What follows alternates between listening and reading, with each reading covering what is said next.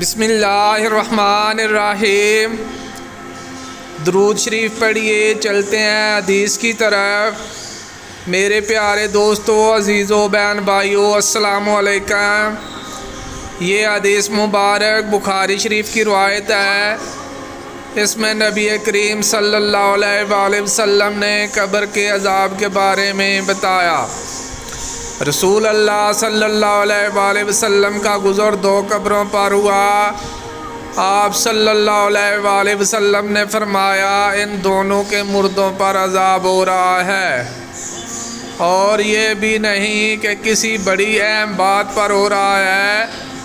پھر آپ صلی اللہ علیہ وآلہ وسلم نے فرمایا کہ ہاں، ان میں ایک شخص جو چغل خوری کیا کرتا تھا، اور دوسرا پیشاب سے بچنے کے لیے احتیاط نہیں کرتا تھا۔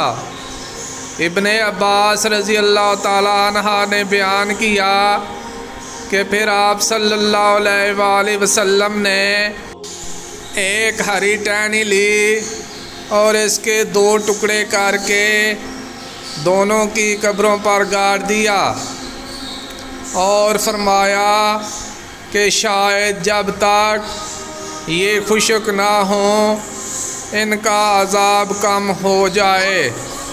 پیارے دوستو، اگر آپ حدیث مبارک سننا پسند کرتے ہیں تو اس طرح کی مزید حدیث کے لیے چینل کو سبسکرائب کر لیں۔ برائے مہربانی ویڈیو کو لائک بھی کریں۔ اجازت دیں، ملتے ہیں پھر ایک نئی حدیث کے ساتھ۔ جزاک اللہ، شکریہ، اللہ حافظ۔